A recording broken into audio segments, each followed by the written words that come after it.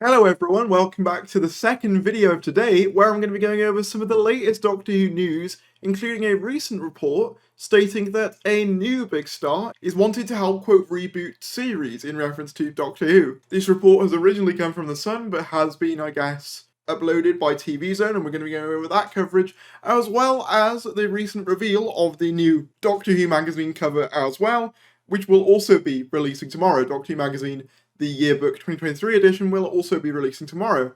But before we get into it, if you could do me a teeny tiny little favour and click that subscribe button, I'd be very much appreciative of that. We are trying to get to 20,000 subscribers by the end of the year, so any support would be greatly appreciated. We're literally about, I think, 60 odd subscribers away from 17,900, so any support would be greatly appreciated on that front. I also have a Twitter and an Instagram if you'd like to follow those, but of course you don't have to. But with that said, let's get on with the video. So yes, as I said, Doctor Who Phoebe Waller-Bridge wanted to help reboot series. As revealed earlier this autumn, the BBC and Disney branded television have come together to transform Doctor Who into a global franchise for UK audiences and the rest of the world. Reports from The Sun tonight suggest that bosses are keen on signing Phoebe Waller-Bridge to help refresh the long-running sci-fi series.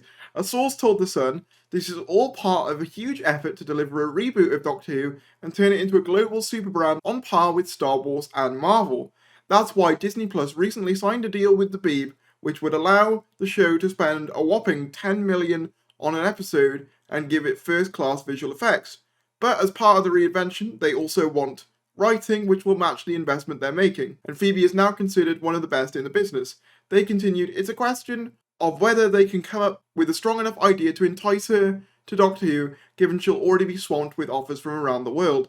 BBC declined to comment on these reports. So yeah, this one's a bit weird to me because they seem to be indicating that Phoebe Waller-Bridge would have some level of, I guess, like writing credit or input if this is indeed a thing, which is weird because obviously Russell T Davies is very much heading the Vision currently. So perhaps they just mean as like a sort of, maybe that she's being groomed as like sort of second in command type deal, perhaps, maybe like an executive producer or something like that, alongside Russell T Davies. I'm not really sure. They seem to be indicating that, you know, they kind of want her as a piece of talent on board along with Russell T Davies, I suppose. I'm not really sure what capacity they want her in, but they want to, you know, basically make Doctor Who a big brand like Star Wars and Marvel, which has kind of been implied a number of times before now. But yeah, this one's interesting to me because it's not one that, like, I have an immediate thought on. Obviously, Phoebe Waller-Bridge, phenomenal talent, great writer, but I just don't really know at this point what capacity they really want her involved if this is indeed true. Bear in mind, it is The Sun as well.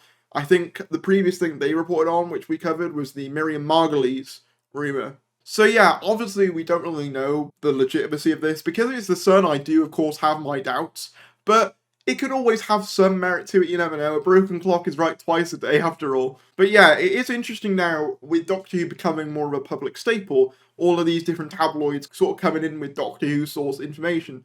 Whether that's a coincidence in timing, or whether that's a deliberate means to capitalise on hype, remains to be seen. Actually, a very easy possibility that I forgot to point out, which could very much be the case, is that she could be, like, leading a spin-off, because they made very clear mention of, like, Disney's, like, big plans, universe plans for Doctor Who, and all of this sort of stuff, and this big investment, and like sort of making it a big franchise again. So maybe she could lead one of the spin-offs, like Patrick Ness did for Class.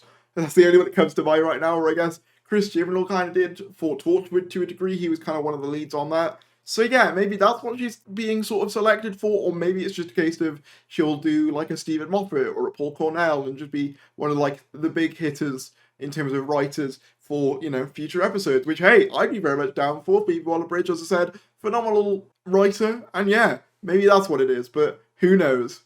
The other thing I want to talk about, which is slightly more official, is that the 2023 yearbook has been revealed by Doctor Who magazine. This will be out tomorrow, apparently, in all good retailers, including WH Smith, and online on the website for, I think, Panini, and I think Pocket Mags is the magazine website, I think. But yeah, the 2023 yearbook, so it basically features exclusive interviews from Sophie Aldred, John Bishop, Chris Chibnall, Sacha Dhawan, Janet Fielding, Mandip Gill, and Jodie Whittaker on the 13th Doctor's final adventure. A year in the life of 3 Doctors, so we could infer that means Ncuti Gatwa, David Tennant, and Jodie Whittaker, how they've all been basically dealing with the last year. Every 13th Doctor episode, the complete guide, and dressing for the occasion, retrofitting the Doctor. So I'm guessing this will talk about maybe the costumes for the Doctors in the Centenary and the Guardians of the Edge scenes, as well as maybe they might touch a bit more on Tennant's costume as well, because that's technically like a retrofit costume. Now, obviously, I'm highly excited for tomorrow because we're now getting 2 Doctor Who magazine items. We're getting this yearbook as well as the SFX Doctor Who items, both of which will be out tomorrow, so you can expect to have quite a bit from me tomorrow as well. But I guess I'd be remiss to not mention, I suppose, the discourse surrounding this cover. I'm seeing some people get mad that David Tennant is on the front of the cover rather than Jodie Whittaker, and I'm just going to say this, like, I'm not really sure what you're expecting. He is the current Doctor for 2023. Jodie Whittaker has now left the show, and I know people are going to say in the 2018 yearbook, Peter Capaldi was on the front with Jodie Whittaker at the back, but I think there's a difference there.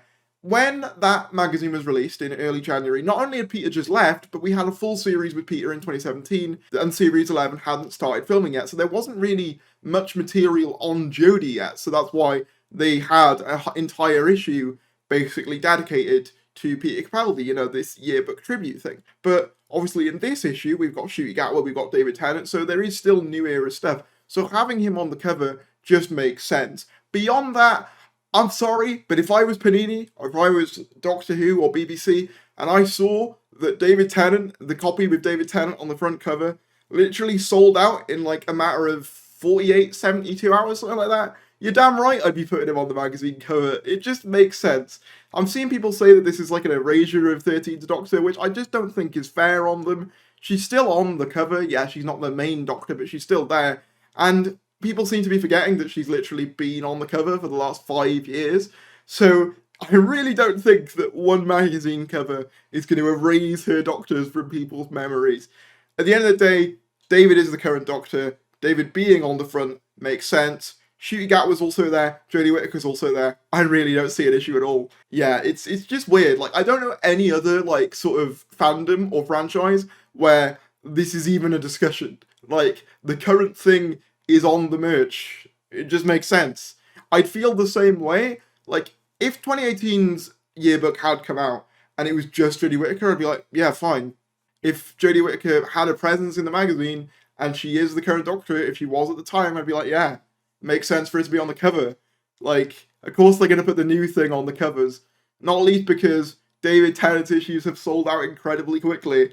It just makes sense. I don't know. I just feel sometimes like people feel a need to complain about things when there's nothing really to complain about. But let me know in the comments below what you think about. Any of this. Be sure to like the video if you enjoyed, subscribe if you're new, and I'll see you later.